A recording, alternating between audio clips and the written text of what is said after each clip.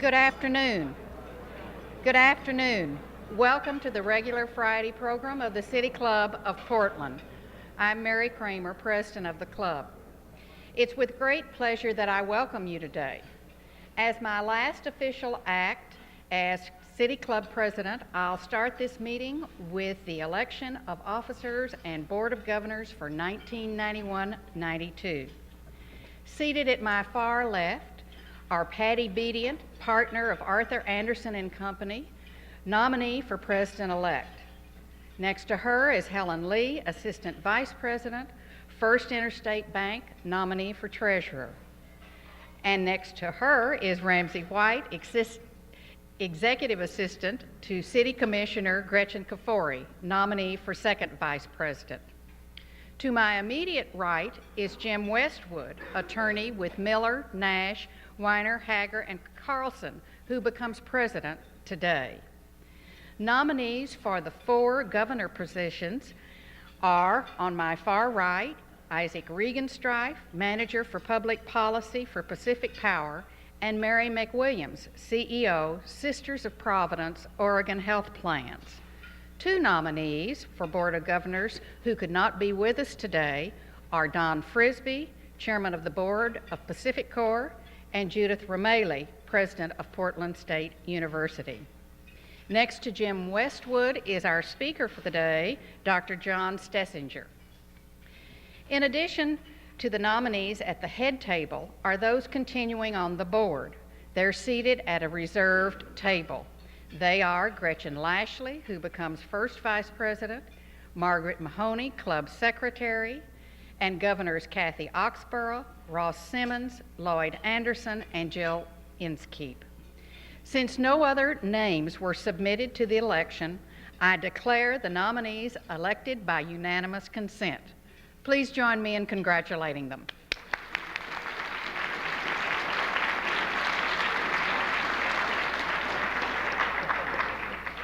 I'd like to thank Alan Oliver, who chaired our nomination committee, for a job well done.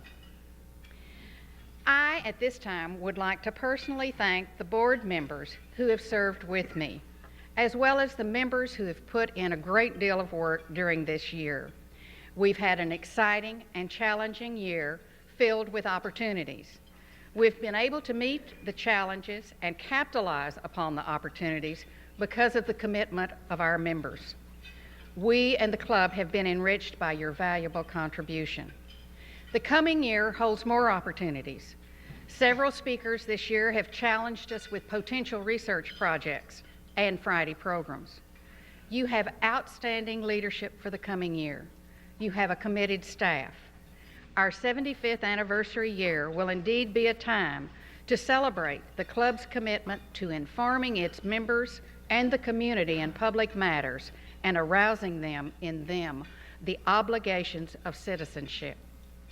I feel honored to have served as your president, and I feel a thrill of anticipation as I give Jim Westwood his gavel and look forward to our 75th anniversary celebration. Jim?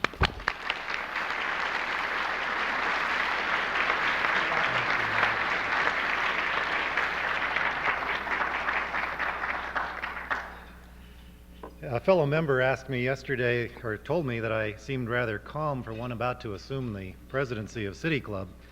And I told him it's because assuming the stewardship of this organization really instills humility and awe in a person rather than hubris.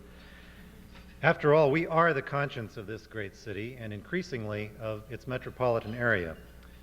We're here to be detached from its governance even as we are intimately involved and take an active part in it, probing for its flaws and offering fresh insights and solutions. This is exciting stuff, and believe it or not, there aren't enough of us to do the job. City Club membership actually has shrunk in the last few years, and hundreds, even thousands of concerned citizens should be making that small investment in good government by joining the City Club. We members should, by example, and yes, by cajolery, bring dedicated new members into the club to guarantee that fiscal and membership base that we have to continue strong into the future. If we see far, as Isaac Newton said, it's because we stand on the shoulders of giants. we of City Club are grateful to the club board members who complete their tenure today. Those are Pamela Lesh, Chip Greening, Marge Abbott, Cheryl Warren, and of course, with my personal thanks as well to a mentor and a colleague who has guided City Club so ably for the past 12 months, to our immediate past president, Mary Kramer. Thank you, Mary, for a job well done.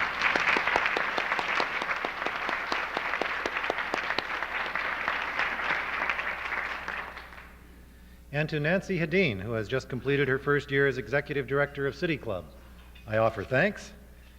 And to the staff, Donna Schaefer, Communications Director, Nancy Kirkinen, our Research Director, Cindy Lehman, the Research Assistant, our special recognition and thanks. Today also is the last day with the club for Susan McDaniel. After 5 years, she's leaving to start her own business. We thank you, Susan, for your years of dedicated service. Taking Susan's place as Executive Assistant is Jenny Bremner, who has been Staff Assistant. And also with us today is our new Staff Assistant, Deborah McCadden, a 1990 graduate of Brown University, and we welcome you to City Club as well.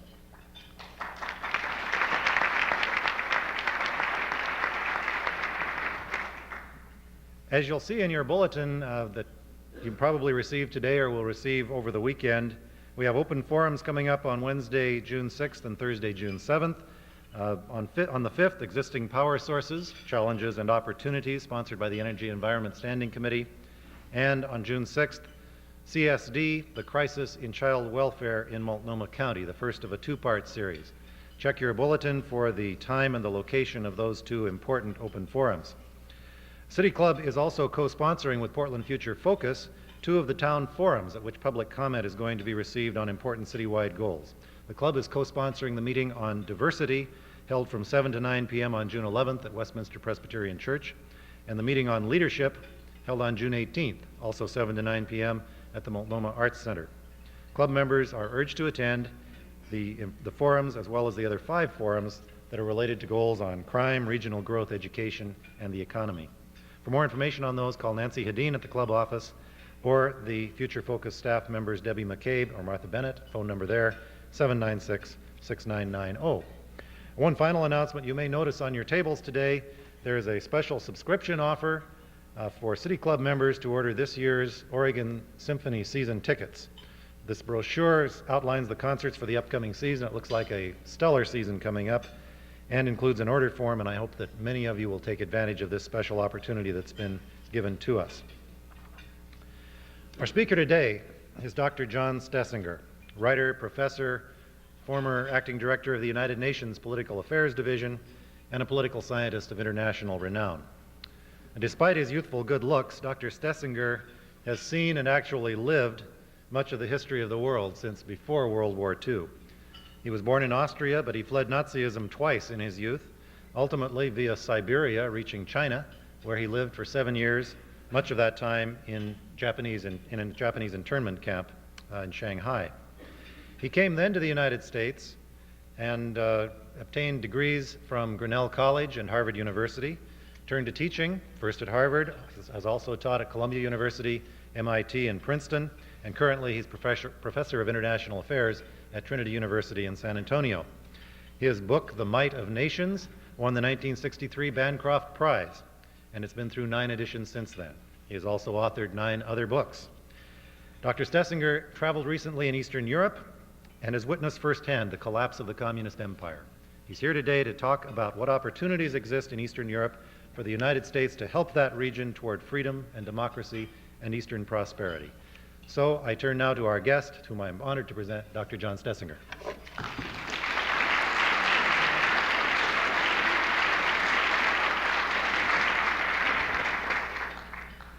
Thank you very much, Mr. President, for that more than generous introduction. Madam Immediate Past President, I suppose that is the proper address. I'm standing here between 2 presidents, which is somewhat intimidating. I'm delighted to be here, ladies and gentlemen, in this lovely, really beautiful city, which I mean most sincerely. And I'd like to talk to you about an adventure that I had very recently, when I witnessed at first hand the decline and fall of the communist empire. I will not discuss this in, I would say, the terms of political science. I would give you more an immediate sense of the human dimension of this phenomenon, the way I experienced it. What I did was I lectured my way down the Danube River on a Soviet ship. This is a professor's trick to get a free ride, of course. And I went native because I speak some of the languages. The ship began its journey in Vienna, where I was born quite some time ago, and then meandered down the Danube River via Czechoslovakia, Hungary, then, of course, Yugoslavia, Romania, Bulgaria, which I had never seen before, the Soviet Union itself, and then I went through the Black Sea to Turkey and flew back home. Now, I'd like to tell you what I saw. I stood in many lines and listened to many people. I went native in some of those countries because I wanted to understand how the people themselves felt in the presence of the shattering events of this past decade. When I was in Prague, for example, where I speak the language quite fluently, they asked themselves a question in Prague. They want to know what is the difference these days between Eastern Europe and the United States. Answer: the United States still has a small communist party. I kind of liked that one because the one thing I couldn't find in most of Prague, at least among the younger population, was a communist. They are exhausted with communism. It has brought them to the edge of despair, and they are ready to try something new. They're really between two worlds there, one that is dying and the other struggling to be born. Now, the first thing that I can say is that no one in my field that I know in political science, myself included, I should add very quickly, really foresaw the rapidity, the sheer velocity with which communism declined.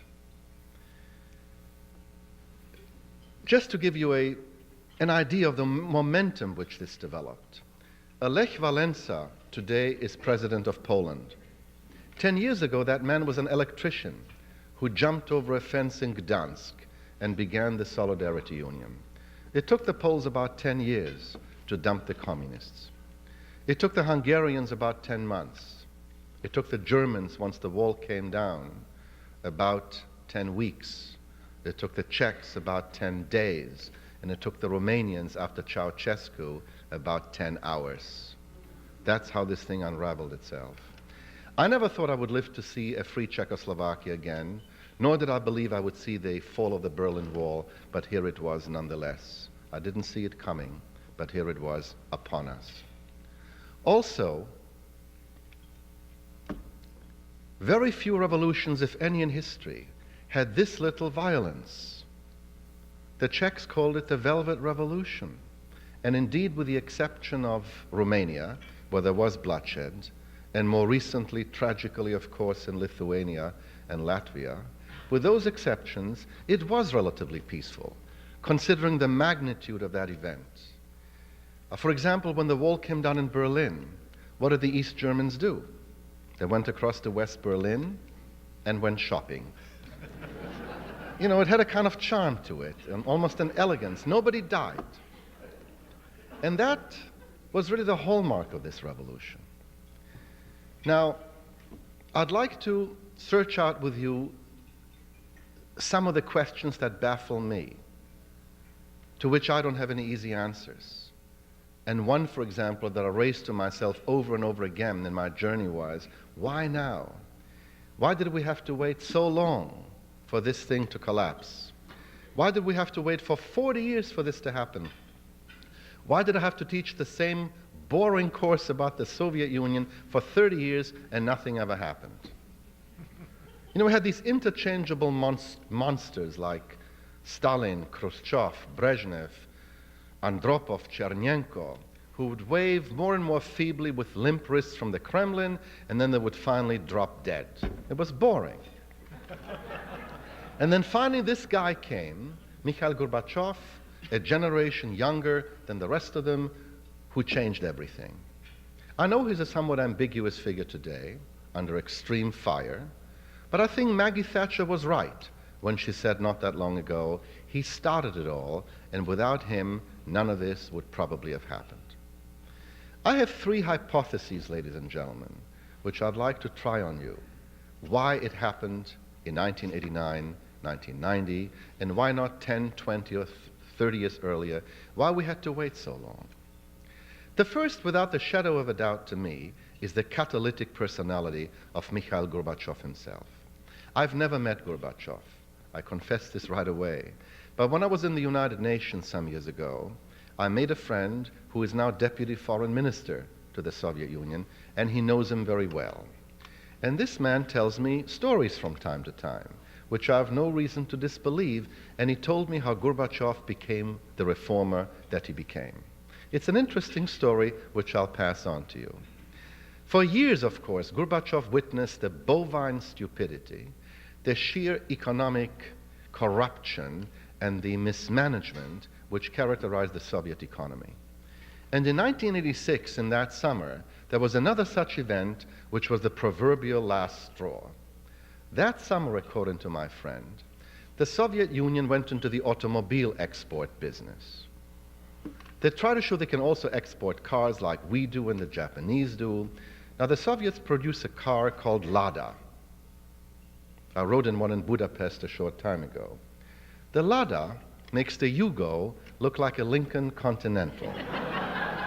No, it's an indescribable piece of junk.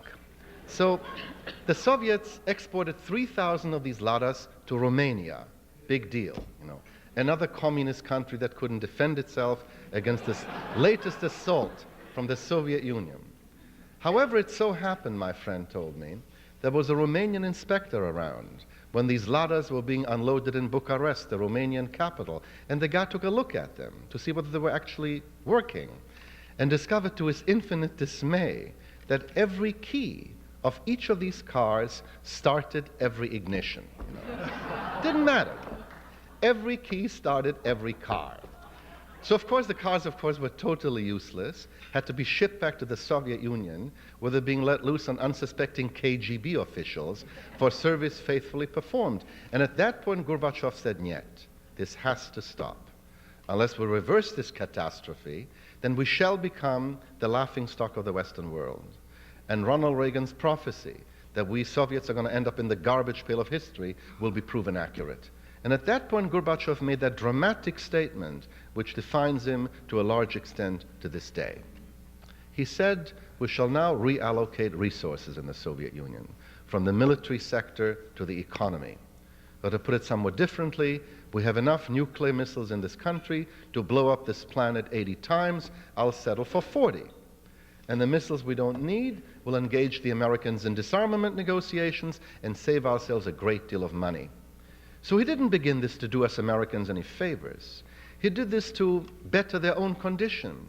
But the byproduct of this decision, of course, was a far less abrasive relationship between the Soviets and ourselves. And unlike his predecessors, this man meant what he said. The first thing he did, to everyone's surprise, was to pull the Red Army out of Afghanistan. Now this got everybody's attention, because it was not the Soviet Union's way to pull troops out of an occupied country. The last time this had happened was 30 years earlier in Austria, which was an isolated example, and never again. So this riveted attention on Gorbachev. Then, the next thing he did was to go to Cuba to see his friend and ally, Fidel Castro. And there was Castro giving a speech to impress the boss, who was sitting on the dais, Gorbachev. He gave a very Marxist address about the need to export communism to the rest of the Western Hemisphere. And when he was done, Gorbachev took him aside and said, "Look, Fidel, cool it." Or whatever cool it means in Russian, you see. "I can't afford this any longer. You know, I've taken my troops out of Afghanistan. You have 50,000 Cuban troops sitting in Angola, in Africa, for whom I happen to be paying the bill. And besides, you want me to support your sugar at world market price. I can't keep this up. You know, why don't you take them home, please?" Well, Castro didn't like that sort of talk. He continued with his Marxist speeches ad nauseam and said perestroika will not apply here in Cuba, we shall remain communists. And a few weeks ago, to my vast amusement and my amazement, I read an article in Pravda in which Gorbachev accused Castro of running a police state. Now, I have a highly developed sense of irony, but this one really took the cake, you see. The Greek gods of irony would have loved that one. The Soviets now accuse the Cubans of being a police state. Now, the one thing to realize here is that the Russians realized under Gorbachev that this Mount Everest of armaments that they had been stockpiling for the last 40 years was choking their economy and crushing its viability. The most interesting thing about it is that we Americans realized the very same thing at the same moment in history for very similar reasons. When I was in Washington recently, not too long ago, most everyone who's involved in the SDI, the Star Wars, the Strategic Defense Initiative, is now convinced that this is not going to get built. It's much too expensive. It's already an anachronism. The last thing the Soviets want to do is to shoot missiles at us. They want us to give them $80 billion, so the whole thing doesn't make any sense anyhow. And also, they're now really looking at some of the more expensive weapons that, even though they performed very well in the Gulf War, are now considered really beyond the pale in economic terms. For example, they'll probably scrap the B-2 bomber, the stealth bomber. I must confess I had sticker shock when I first heard about this thing anyway. $750 million a plane, and it's supposed to be invisible, no less. You know, I'm an educator. I had an idea. Let's tell the Russians we built the damn thing and forget about it.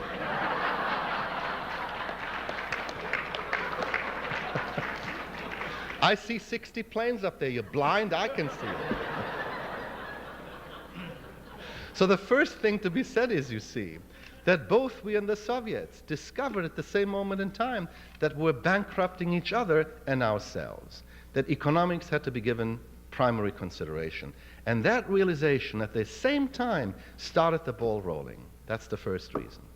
The second reason why this is happening in our time is that this led to meaningful and fruitful disarmament negotiations between the leaders of the two superpowers, begun of all people by none other than the very man who for 4 years called the Soviet Union the evil empire, but who, when he met Gorbachev for the first time, changed his mind, Ronald Reagan. Extraordinary. And made a deal with Gorbachev, the first one, in 1987 in Washington, the first disarmament treaty in 40 years. And this was followed by half a dozen others since then, and now, miracle of miracles, George Bush and Mikhail Gorbachev in the United Nations have become virtual quasi-allies against Saddam Hussein of Iraq. And in the last 8 months, the UN Security Council, for which I used to work for 7 years, which never was able to agree on anything, has passed 14 resolutions without a single Soviet veto. And for the first time in half a century, is able to do what it was supposed to do 50 years ago and never did. And now it's an exciting time to work at the United Nations because of this new rapprochement between the President of the United States and the President of the Soviet Union, who have a comfortable chat with each other, more or less comfortable at least once or twice a week on a virtually every other day they talk to each other. Now this new rapprochement has trickled down to ordinary people. I saw this myself in Leningrad, for example. You know, I took a day off in Leningrad. And I went to the Hermitage Museum to look at the art, to look at the museum. Not far from me was an American tourist, rather obviously so, being rather well-nourished with a couple of cameras on his shoulder, and he wore a very loud Hawaiian shirt. Well, on my other side, there were 2 members of the Soviet Parliament with the insignia of the Parliament who were reading a document which turned out to be our Constitution, the American Constitution. And they seemed to have sort of a disagreement between them about one of the points in our Constitution. And they saw the guy with the shirt who was going to provide enlightenment to them, you see. So they went up to this guy and said, "Sir, are you American?" "Yes." "We have questioned," they say.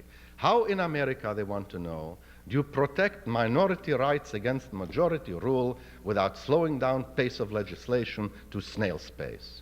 The guy with the shirt had no idea.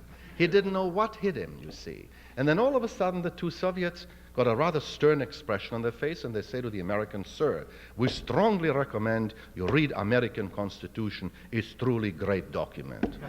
The chutzpah, they tell us now to read our Constitution, you see. So these are the paradoxes that you run into. So both we and the Soviets discovered at the same time that this arms race would have to be brought at least partially under control, and that the leaders would have to make meaningful negotiations. There's a third reason, of course, why this is happening in our time. Gorbachev is now a man under extreme attack. He's sort of in a political in extremis situation right now. He needs our benevolence. He needs our help. He needs $80 billion, you see, to put it very bluntly. He needs most favored nations clause status, which only this morning Mr. Bush said he might perhaps be willing to grant, because he's facing three immediate crises right now while I'm speaking to you. One, he's facing close to famine conditions, and I saw these in many metropolises in Eastern Europe myself. Second, the Soviet Union and other Eastern European states like Yugoslavia may fall apart, are on the brink of dissolution. And third, he's got to make at least an effort to acquaint his people with a semblance of the historical truth of the last 70 years, which were a catastrophe called communism. Let me speak to each of these at least briefly. I saw well-nigh famine conditions. I have no time, or rather you have no time, to listen to all of these descriptions here, but I'll give you one example. I was in Bucharest, for example, the Romanian capital. At the heart of that city is a monstrosity out of George Orwell's 1984. Ceausescu's White House, built on a scale 3 times the size of the Versailles Palace in Paris. Unbelievable. Leading up to that obscenity is a kind of replica of the Champs-Élysées in Paris, except it doesn't have the elegance of the Champs-Élysées. It is a sorry, melancholy boulevard with 3/4 empty stores, and there are lines of despondent people waiting for a bit of bread, for some potatoes, for non-existent meat, or a little bar of soap that you throw away in a mediocre hotel, last them for 3 to 4 weeks.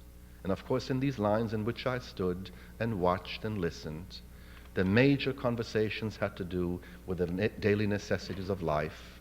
A child which had pneumonia, which needed penicillin, which could only be bought on the black market, a little bit of food which was generally unavailable, and these were the main conversations.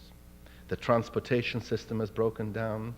The peasants hate the city folk, whom they accuse of being KGB people. They say, we at least grow food, you grow parasites over there. Why should we feed these miserable cities in Moscow and in Vladivostok and elsewhere? So there are very serious conditions which really skirt the definition of the word famine. And the winter, which lasts forever in that part of the world, was particularly bitter. Twice in Russia's history, you see, the winter saved them. In the war against Napoleon, then again in the war against Hitler. But this time it's their adversary.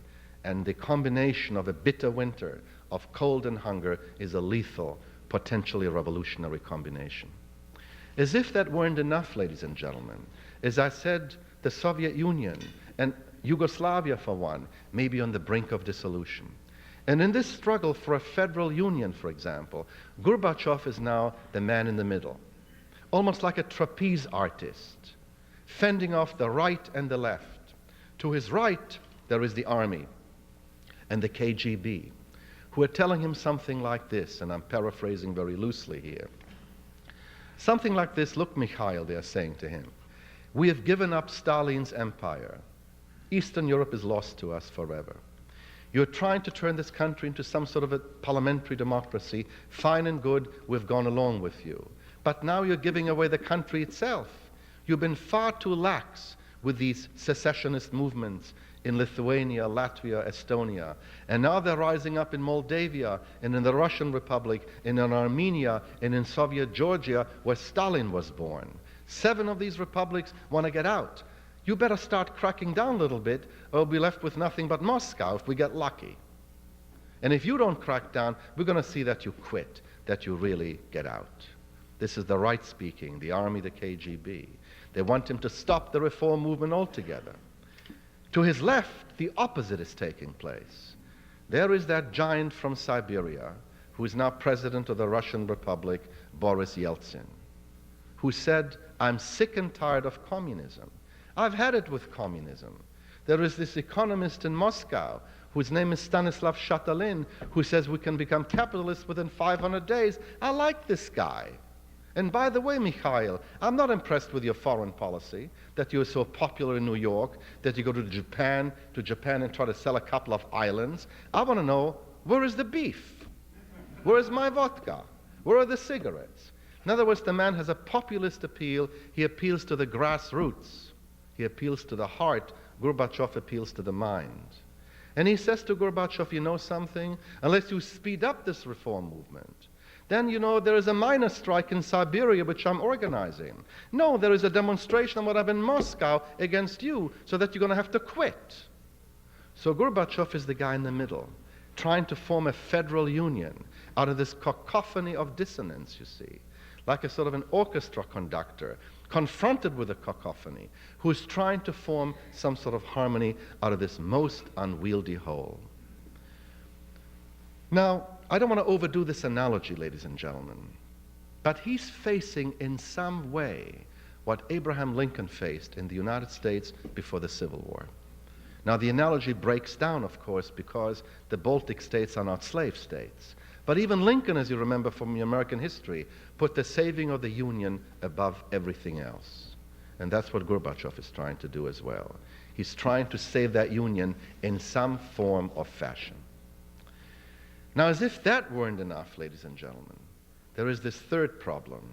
He's got to tell his people some semblance of the truth of this catastrophic episode in Russia's history called communism. And he's trying to do it. He told them recently, for example, that Stalin was a murderer and a criminal. Very true. But when he said that, 25 years of Soviet history went down the tubes. Then he said Khrushchev was an idiot. Also true. There went another 10 years. Then he said Brezhnev was a corrupt mediocrity. Very true. There goes the rest of Soviet history. Now they're working on Lenin. That's like us Americans working on George Washington, the founder of the state. When I was in Leningrad, for example, the mayor of Leningrad, Mr. Sobchak, who visited the United States recently, proposed a referendum to the Soviet parliament to rename the city of Leningrad, guess what? St. Petersburg, the old Tsarist name. I have no idea whether this is going to pass, but the fact, you see, that this is being proposed shows you the enormity of the changes which are in front of us. As if old man history was shaking a kaleidoscope, and all the old pieces, which had been frozen for 40 years into a kind of Arctic immobility, are now shifting and forming a brand new configuration. And as I stood in these lines, waiting and watching and talking to these people, I wondered to myself, what is the response of a person in Bucharest, in Prague, in Warsaw, in Krakow, in Belgrade, in wherever, in Soviet Siberia, to the enormity of these changes?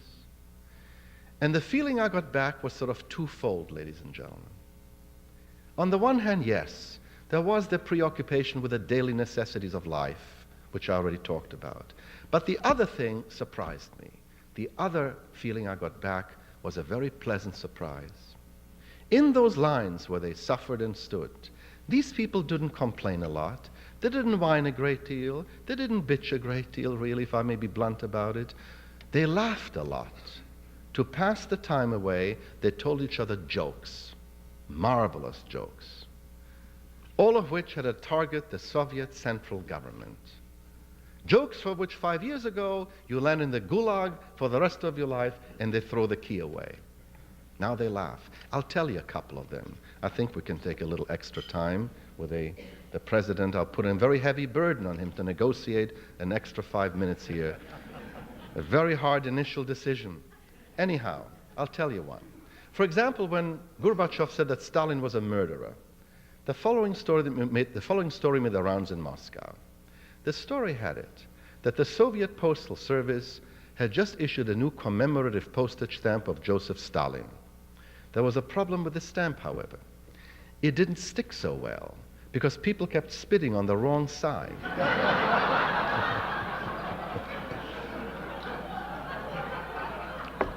Soviet joke. 5 years ago, you go to the Gulag and that's it. Now they laugh. Here's another one, which I heard in Leningrad. What is the definition of a string quartet? Answer. A string quartet is the Leningrad Symphony Orchestra after a tour in the United States.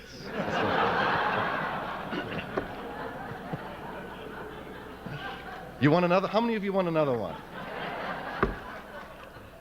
You're in trouble. All right.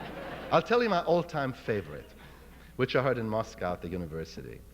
It takes a minute of explanation. IBM recently sold 50,000 personal computers to the Soviet government for educational purposes. The main purpose of these computers is to extract from the Soviet educational curriculum the thousands of lies that have become embedded in it since the revolution of 1917. In other words, to raise the academic integrity of that curriculum. And that's where that story comes from. All right, the professor enters the classroom at Moscow University and says, students, I must make confession. Shakespeare was not a Russian writer. Shakespeare was a great English poet who wrote great tragedies.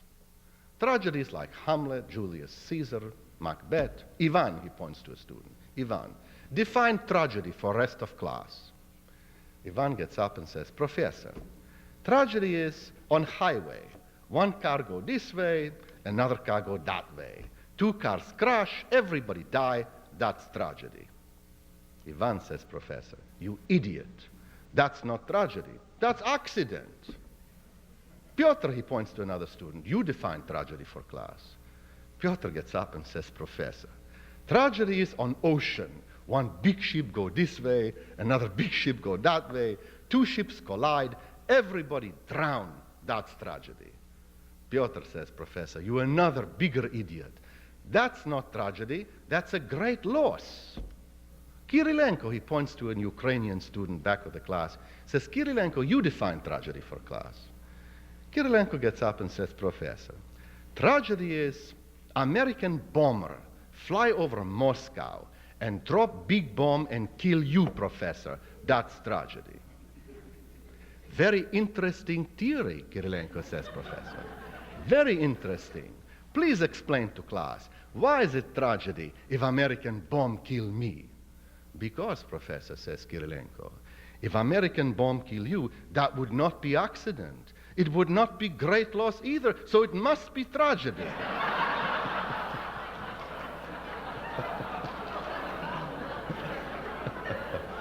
All right, that's it. Let me get back to my academic mode, if that is still possible here. To recapitulate, ladies and gentlemen, to recapitulate, there are three reasons in my judgment why this is happening now. First, the simultaneous realization by us and the Soviets that we're bankrupting ourselves and each other through this horrendous arms race. That this, secondly, led to meaningful negotiations between the leaders for the first time in history. And third, Gorbachev's need for our benevolence and our help right now, at this moment, he's asking for it because he's facing famine conditions, the possible dissolution of his country, and the need to confront his people with a semblance of the historical truth. Next question, final question. Is this guy going to make it? Is Gorbachev going to be around in a few months? I don't know. Nobody knows. I don't think he knows. But here is my feeling about it. I don't think Gorbachev will last all that much longer, but he will last to some extent. What I mean by this is he will not really lead the Soviet people into freedom and democracy, because when all is said and done, he has not been able to cut the umbilical cord to communism. He still says, when all is said and done, I'm a communist.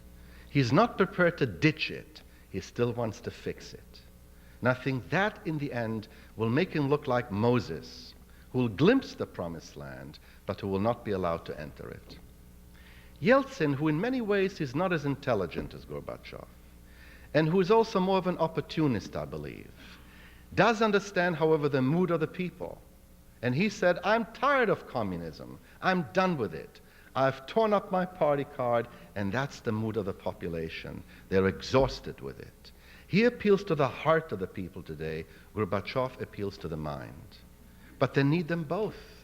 So 2 weeks ago, Gorbachev, under attack, said, "I've had it, I'm resigning." And the parliament said, "We don't like you, but please stay anyway." And now Gorbachev and Yeltsin have made an uneasy alliance, at least pro tempore, to push the reform movement forward.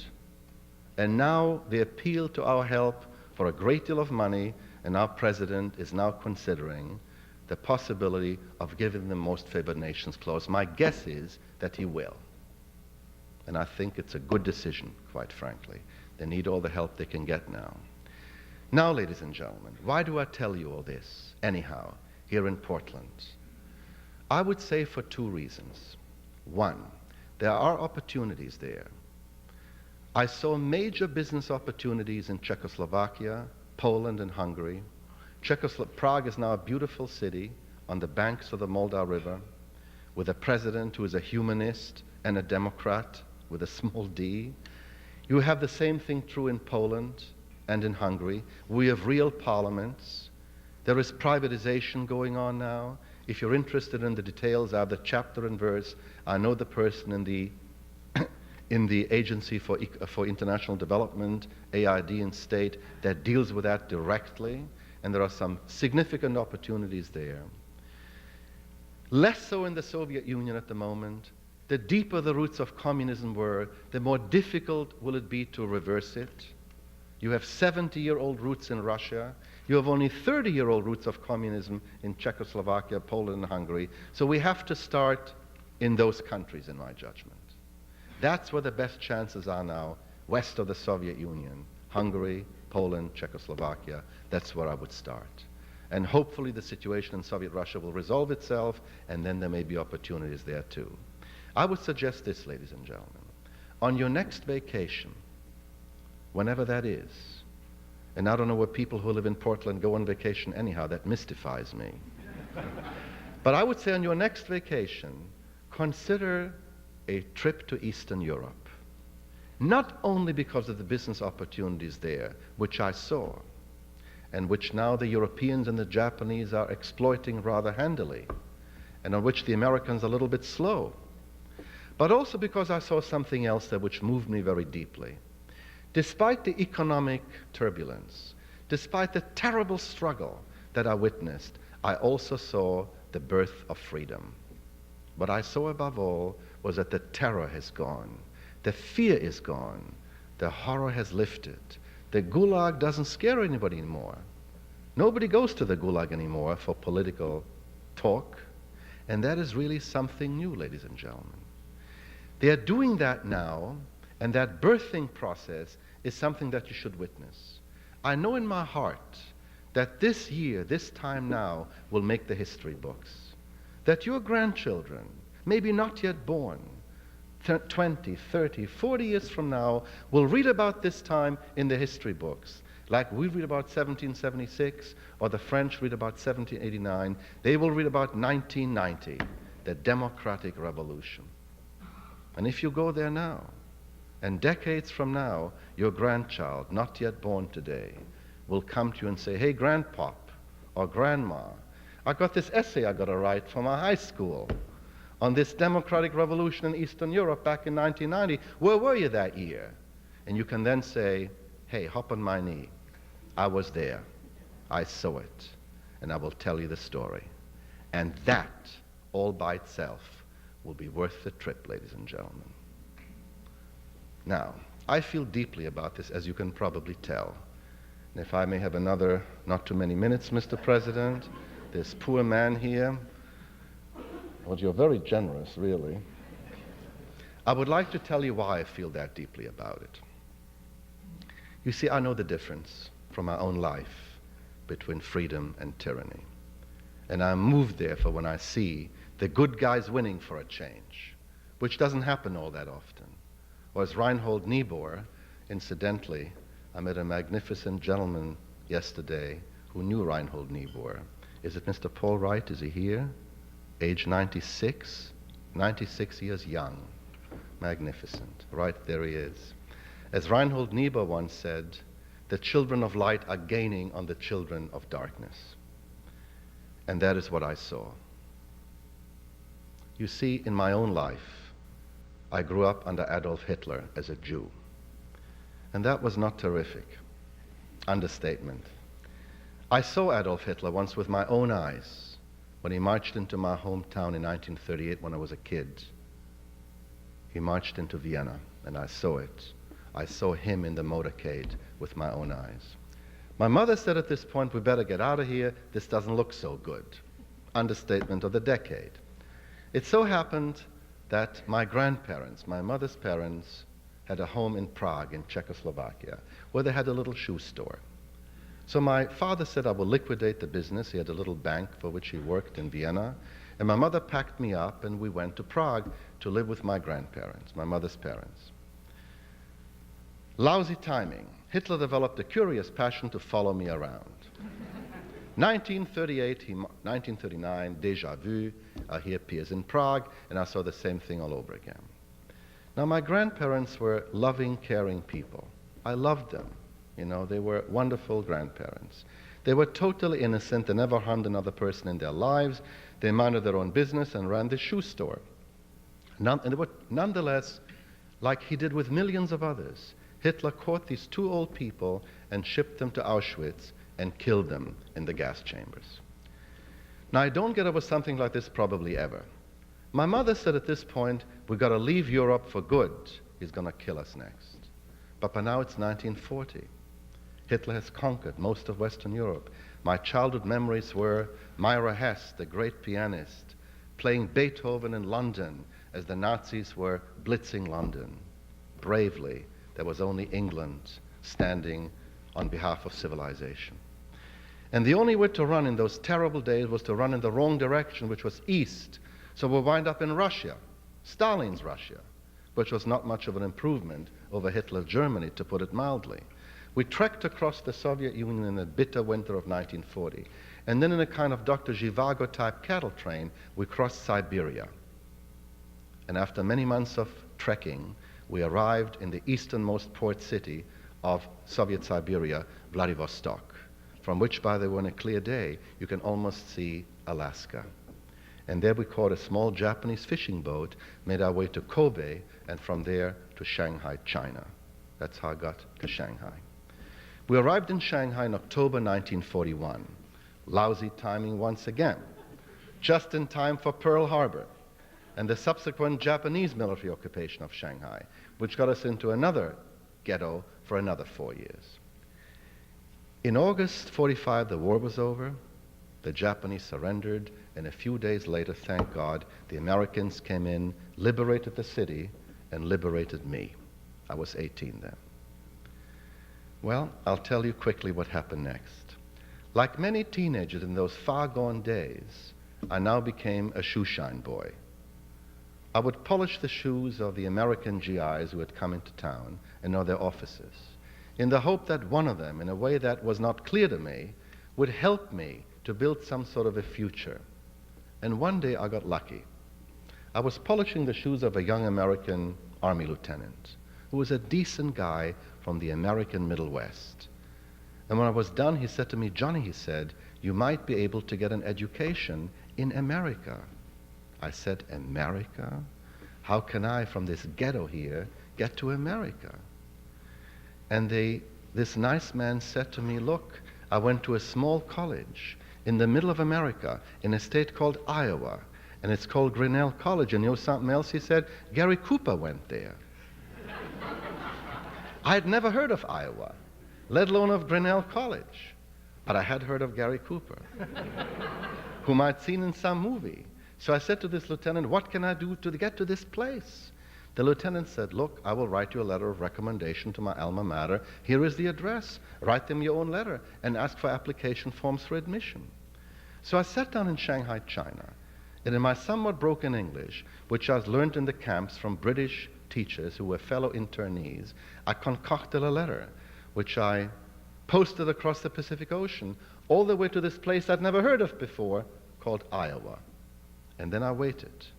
And 3 weeks later, to my astonishment, an envelope comes back with an American stamp on it. And there were these application forms, which I filled out and post back to Iowa. And then A correspondence evolved. And 3 months later, to my absolute astonishment, that little college in Iowa, in the heartland of the United States, admitted me as a freshman with a complete scholarship. It was an American miracle.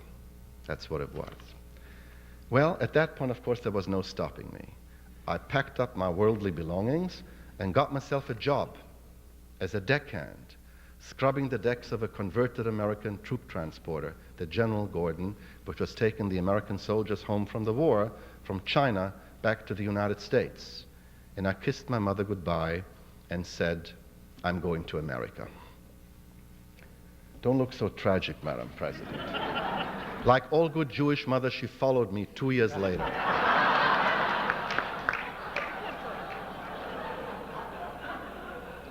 You feel better now? Good. After all, she is the immediate past president.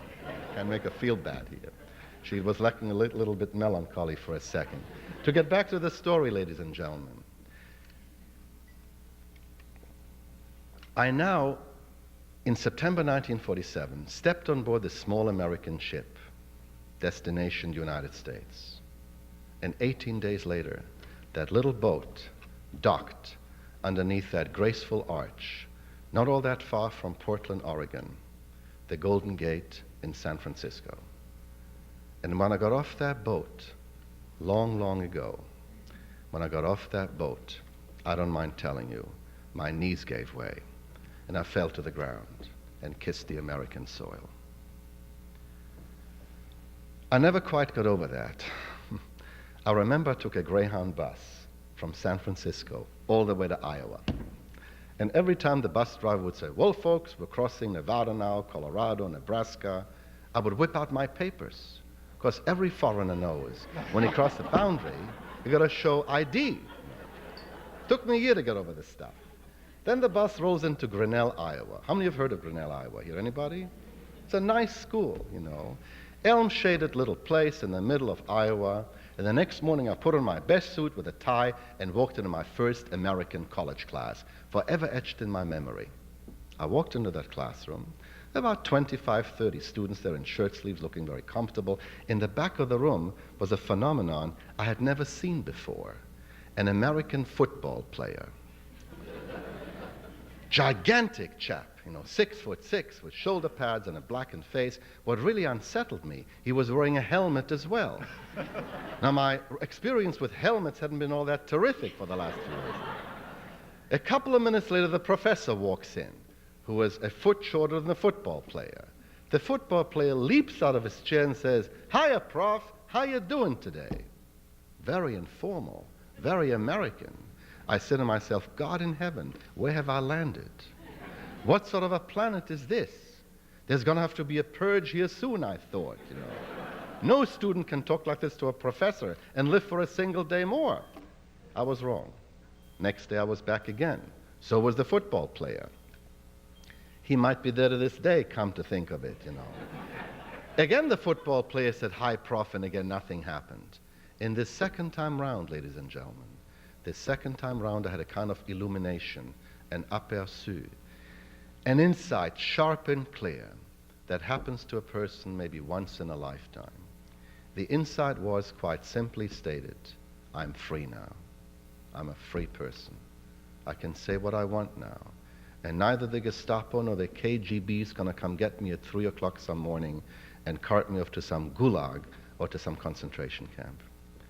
I tell you this because sometimes guys like me, who are immigrants, who remember the Hitlers and the Stalins and the Tojos and the Mao Zedongs, we know deep in our hearts that freedom is not free, that if you don't stand for something, you might just fall for anything. I tell it to you also in this lovely city for one last reason. I'm an educator. I teach students. I love to do that. My students like me, I like them. But one thing about my American students worries me. They take the American democracy a little bit too much for granted. They don't know that our democracy is unique on planet Earth, that the American Constitution is now being plagiarized by our former adversaries, the ex-communist countries of Eastern Europe, who take whole pages and adapt them to their own current political needs. And if you remember nothing else from this brief encounter between yourselves and me today, ladies and gentlemen, perhaps remember this. Teach your kids, perhaps, what I teach my students, that the American Constitution is unique and is a political miracle, exists in the American form nowhere else on this earth, and therefore must not be taken for granted by anyone, young or old, anywhere. That quite on the contrary, it must be cherished, nurtured, and defended. And thank you for your time today, ladies and gentlemen.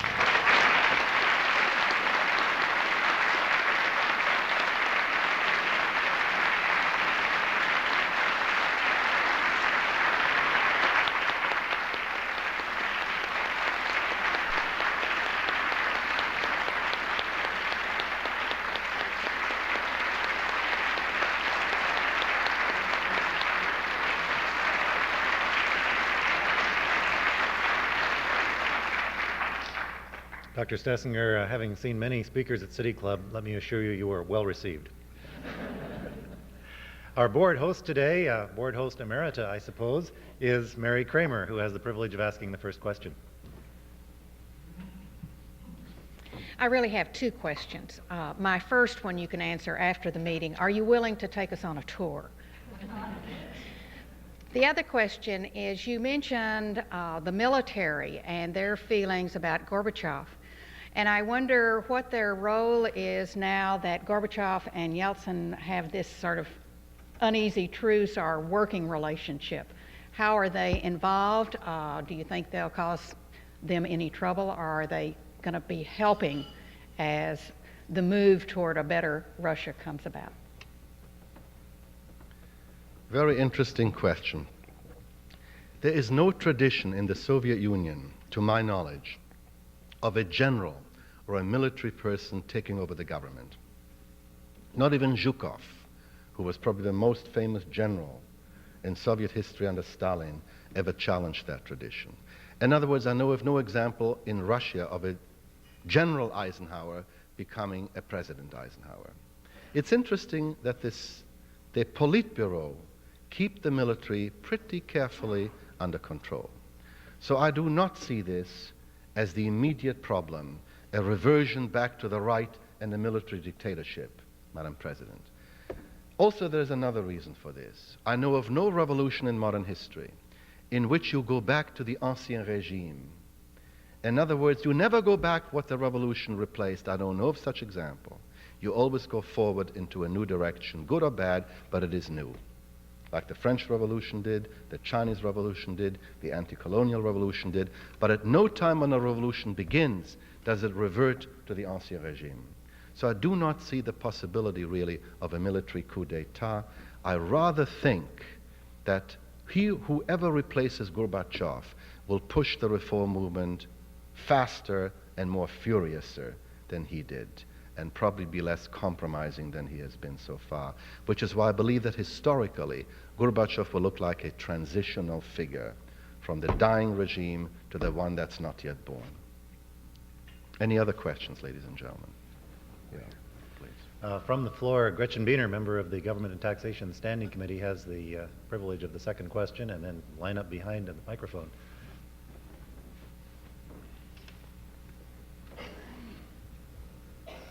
Good afternoon. Most of the economies in Eastern Europe and the Soviet Union have been highly centralized and government controlled, with no history of competitive bidding or other free market investment mechanisms.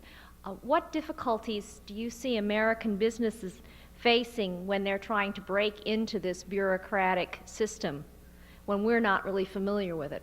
Yes, another excellent question. Every conceivable difficulty is to be expected. The one thing that I think will help the American business person to make himself or herself effective is that everyone there now, especially in Eastern Europe, especially the younger people, want to become an entrepreneur, whatever that means. They're all sick and tired of being a communist. There's a whole new vocabulary in the Russian language which has entered the language, such as the word joint venture, computer, are now Russian words. Whereas Ivan, he's in New York looking for partner to make joint venture with computer, is now a Russian sentence, you see. The problem is they don't know anything, but they're so eager to learn. And I think we can provide a little bit of teaching experience for them. It's really a study in total improvisation. And anyone with a sense of adventure, which I suspect a lot of people in Portland have, otherwise you wouldn't have come to the frontier in that sense, would probably enjoy that kind of challenge. I have no idea in what specific way you can enter that equation, but I'm fairly confident if you go, you'll meet up with some opposite number of viewers with whom you'll strike up a relationship of some sort, because the central government is virtually irrelevant these days. Moscow has nothing more to say about what you do or your colleague may do. It's now possible to make a business, as of last week, without a Soviet partner. Gorbachev is desperate. What else can he do? So almost anything goes, and improvisation is the key word. You have to be inventive, adventurous, and somewhat daring. And I think that's a rather interesting formula for anyone from this city. Anything else? Yes, please. Vivian Solomon, City Club member. I'm interested in knowing how you reconcile your apparent love for freedom with your support for giving funds and most favored nation status so that Mikhail Gorbachev can continue to maintain a Soviet Union comprised of countries which had no desire to join and which seek to leave it. All right, that's a very good question also. How can I reconcile my love with freedom, a love of freedom, with Gorbachev's crushing of Lithuania, for example? That's essentially what your question is. Is that right? Well, you're right. There is indeed a very serious dilemma. But for a moment, if you would, put yourself into Gorbachev's shoes. By temperament, this man is not a dictator. This is no Stalin, this is no Brezhnev. He has gone way beyond the point of no return. He hates to do, I'm sure, what he had to do to Lithuania. But here is his dilemma. The right wing told him, look, you have gone very far already. You have given away Stalin's empire. You're turning the country into some sort of a parliamentary democracy. What are the Americans doing? They're looking at this and they're watching. They're like a twist in the wind. They got involved in something called the Persian Gulf War, on which they're spending a lot of money. They're giving us peanuts by offering us $1 billion in agricultural credits with all kinds of strings attached. So you better cut it out, Mikhail, or we're going to kick you out. In other words, his choice was between rotten versus rottener. One rotten choice was to use this force on the Lithuanians. The other rotten choice was to resign or to be pushed out and let the right wing take over. And I think, from what I know, he took the former option. And now, as you know, he's pulled the Red Army to a large extent out of Vilnius as well as out of Riga. So he's trying to maneuver desperately between these two forces. Another reason why I do pull for Gorbachev is the following. He's trying to form a federal union, the type of thing that we Americans tried to do 200 years ago. And if he fails and the thing really disintegrates, you've got to remember they got 25,000 nuclear missiles in Soviet Russia, which are now under the control of the central government. If the central government disintegrates, what's going to happen? Mr. Yeltsin would say, give me a calculator. I'm a big republic with 75% of the population. I'd like about 13,000 of these missiles, please. And then the Armenians will come and say, hey, my stash ought to be about 2,000. Then the Azerbaijanis will say, the Armenians getting nuclear missiles, I want 2,500. And before you know it, it's going to be a nuclear dispersion to maybe 7 or 8 fairly irresponsible fragments in the Soviet Union now vying for their independence. And that's a dangerous situation. We now face the opposite danger. The old danger was the communist monolith threatening us. Now it's the Serbian syndrome, 1912. Fragments, each of which wants to be a state, but this time fragments armed with nuclear weapons, and that to me is a little bit too dangerous. That's the other reason why I hope that Gorbachev will somehow pull off a federal union. But your question has a great deal of merit, and I think it has a great deal to be said for it also. It's just a choice of the lesser evil. Yes, please. Ray Polanyi, City Club member. Professor Stoessinger, you talked about Greyhound before. About which? Greyhound buses you mentioned before in your speech. Greyhound Corporation is bankrupt, and before too long there ain't going to be any Greyhound bus service. Would you favor some government assistance, perhaps, to keep Greyhound going? Oh, do I favor federal assistance to the Greyhound Bus Right. Corporation? I can only say they took me from San Francisco to Iowa, you know, so I don't know a thing about it, to tell you the truth. I can't even give an intelligent answer about this. Yes, please. I recently returned from Hungary and Russia, so I had a chance to observe firsthand the long history of art in these two Eastern countries, the esteem in which they're held and how much they're embedded in the very fabric of their societies. How do you see those arts institutions behind the Iron Curtain? How do you see them affected by this transition? Mr. Bailey, whom I had the pleasure to meet last night, runs the opera, isn't that right, in Portland? Well, the answer is a paradox, if I may say so. Despite the economic misery that you sense in those countries, they hold the arts in somewhat high, I would say, in a great deal higher esteem than many American cities do. I don't know why that is. My theory is, you see, that art was an escape from real political oppression.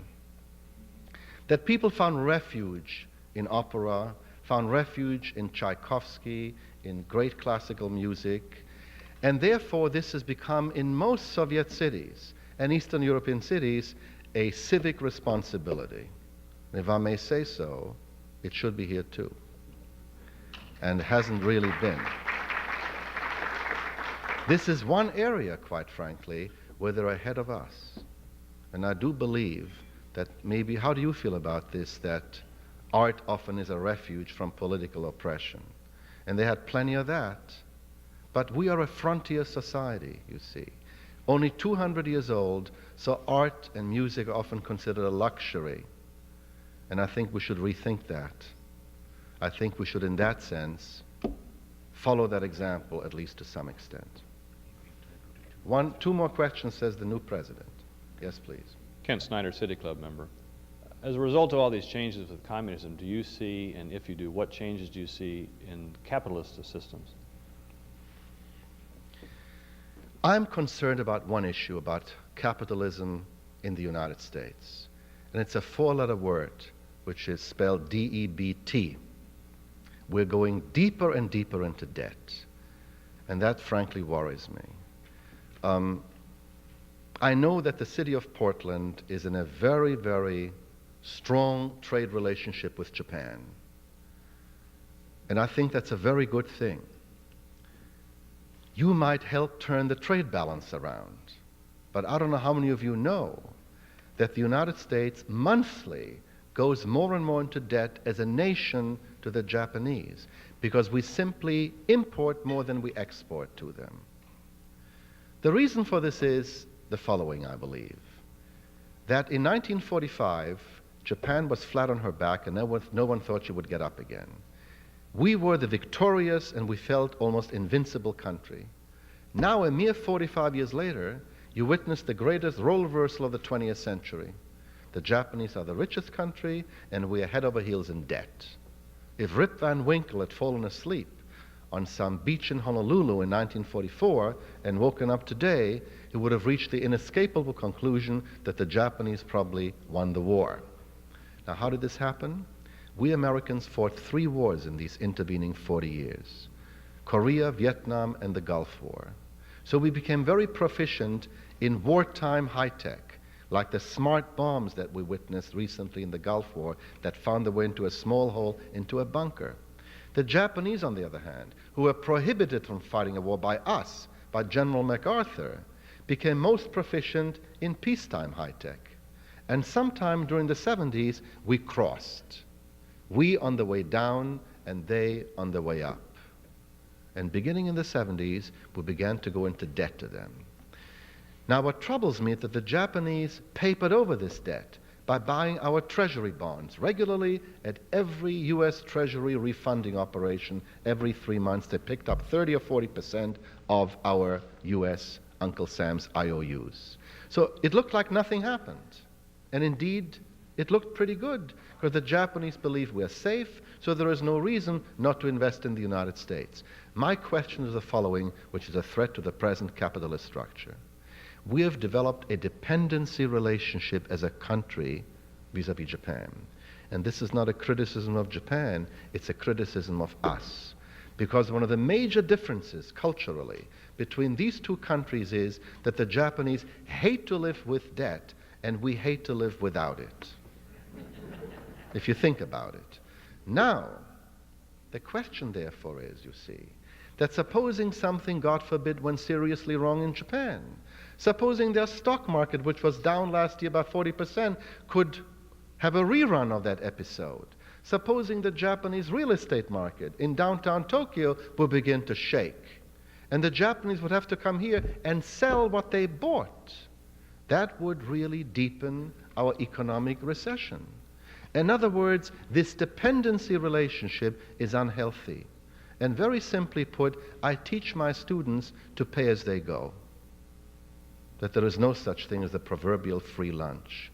There's one more thing I would like to make about this. Do I have another minute?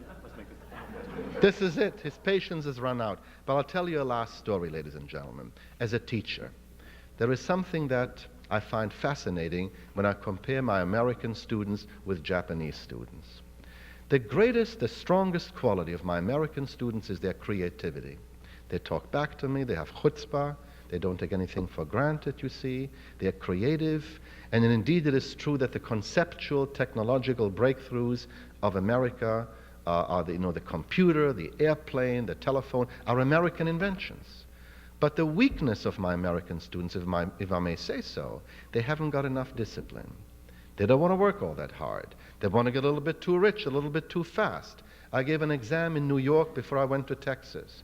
And I asked the question in my final then, what is the greater danger facing the United States today? Ignorance or apathy?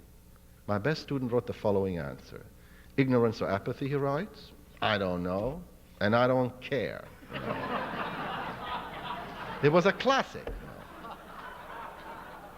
I was cheered up after this episode when I gave a speech 3 weeks later in Long Island, New York, and saw the following birth announcement in the Long Island Jewish News. The birth announcement read, Saul and Ethel Rosenbaum proudly announced the birth of their son, Dr. Irving Rosenbaum.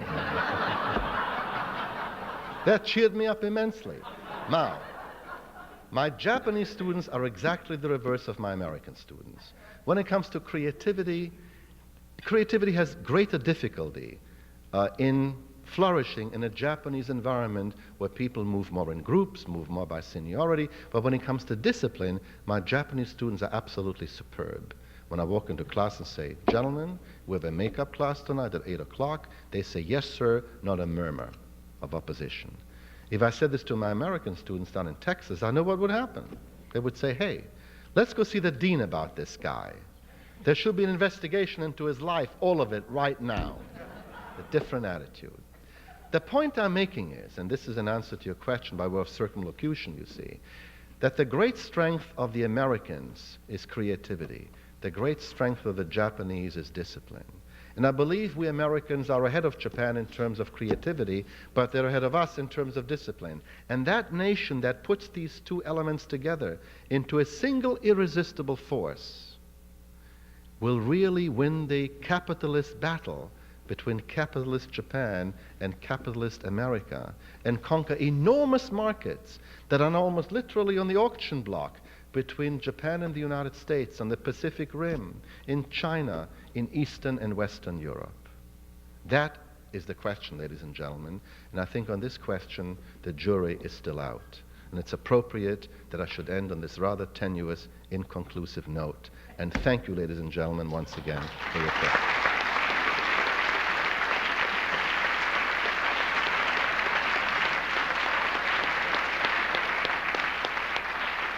We're adjourned.